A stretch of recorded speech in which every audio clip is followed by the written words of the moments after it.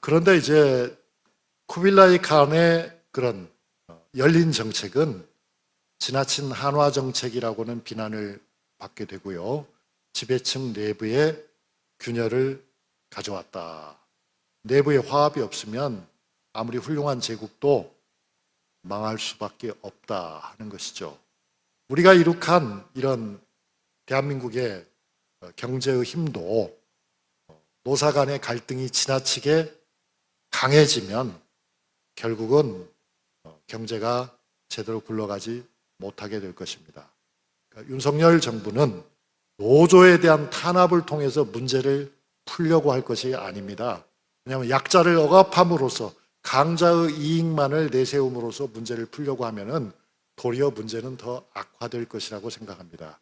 그러니까 양쪽이 다 한 발짝씩 물러난다 하더라도 먼저 물러나야 할 것은 많이 가진 사람들, 강자이지 결코 약자가 아니라는 사실을 알았으면 좋겠습니다. 그런 점에서 국회가, 여야가 어떤 식으로든 합의와 수정을 통해서 양곡에 관한 법을 만들었잖아요. 그렇잖아요. 그러니까 쌀값을 안정시키고 농민들에게 최소한의 기본 수입을 보장해 주려고 노력하고 있었는데 그것을 윤석열 정권은 어떻게 받아들였나요? 그게 아니죠. 거부권을 행사해서 그 법 자체를 폐기시켰다. 그게 말이나 될 이야기입니까? 그러니까 식량 주권이라는 것은 대단히 중요한 일입니다. 그런데 우리나라에서 지금 우리가 그나마 100% 충족하고 있는 건 쌀입니다. 그런데 쌀이 좀 남는다고 해서 남는 쌀을 처치하기가 곤란하다고 하면서 농민들에게 쌀 생산에 필요한 원가조차 제대로 보상해 주지 않으려고 한다면 결과적으로는 어떻게 되겠습니까, 여러분? 윤석열 씨는 아마 표 계산만 하고 있는 것 같아요. 농업에 종사하는 사람 몇 사람이나 되냐? 그 사람들 나이도 이미 많은데 그 사람들 표 없어도 자기들 집권하는데 별로 지장 없다. 그렇게 판단하는 것 같은데 그 문제는 그렇게 간단하게 볼 일은 아닙니다. 사실 우리가 산업국가에서 살고 있지만 원가 계산을 제대로 하지 않는 물건이 한 종류가 있어요. 그게 무엇입니까? 그게 바로 농산품입니다. 농민들은 농사를 잘 지었고 나서도 후회합니다. 왜? 배추 농사가 잘 됐다. 그러면 바로 들려오는 소식이 뭡니까? 배추가 다 갈아엎었다. 그 다음에 사과 농사가 잘 됐다. 그러면 어떡합니까? 사과 따지 않는다. 이렇게 돼 있거든요. 이게 도대체 말이 되는 것입니까? 산업사회라면, 제대로 된 산업사회라면 남는 쌀, 농민들 니들이 밥 2그릇 먹어서 해결하라. 이렇게 얘기할 것이 아니죠. 자, 오늘은 그것이 주된 일은 아니니까 제가 말을 좀 그 정도만 하겠습니다만 문제를 풀어가는 방식은 아래만을 억압해서 되는 것이 아니고 위아래를 잘 덜어서 화합을 시키는 것인데 중심이 되는 것은 힘이 강한 사람들이 좀 더 양보하는 방식으로 문제를 풀어가지 않으면 원한이 쌓인다, 제국도 망한다, 그런 이야기를 하고 싶었습니다. 그래서 결국 몽골의 이야기도 보면은 성공이라고 하는 것 속에 사실은 언제나 쇠망의 씨앗이 들어있어요. 그러니까 열매가 열리도록 하기 위해서는 누구나 다 노력을 하잖아요. 그럼 그 열매가 열린다 하면은 모두가 다 행복해야 되는 것입니다.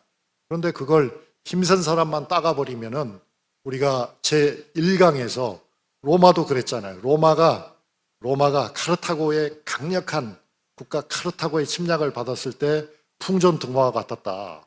지키기 위해서는 시민의 힘이 필요했다. 귀족의 힘만으로는 지킬 수 없었다. 그래서 이제 결국 시민들을 동원하고 시민들에게 열매를 나눠주고 이렇게 해서 로마의 시민권이 강화되고 그래서 로마가 성장하지 않았습니까? 그런데 이제 그 성장이 이제 기정사실이 되어가지고 전성기를 맞이했을 때 로마의 귀족들은 어떻게 했어요?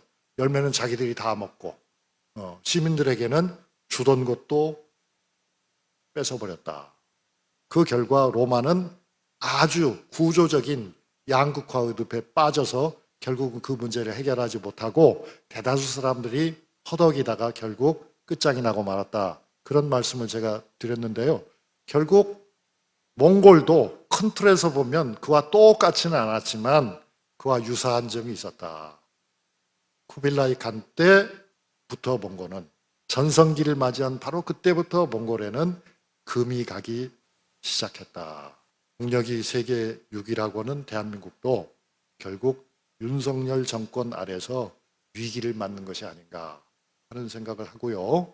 우리 시민들이 좀 더 강한 목소리로 잘하는 게 있으면 칭찬해주고 잘못하는 게 있으면 아주 강력하게 성토해서 방향을 바로 잡아야 할 것 같습니다.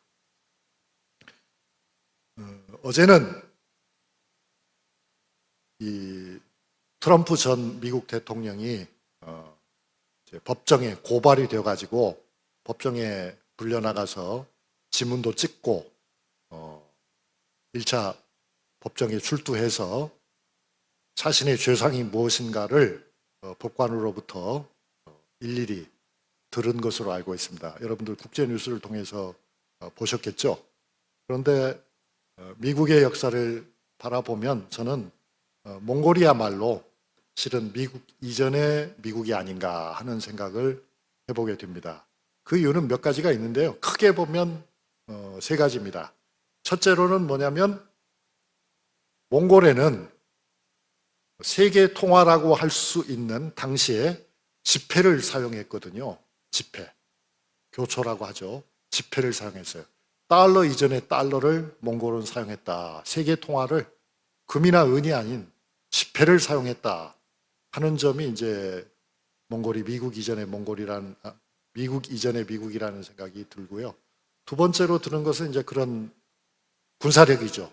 세계 어디에 가도 최강의 군사력을 과시할 수 있었다고 하는 것. 그거는 몽골도 그렇고 미국도 역시 그렇잖아요.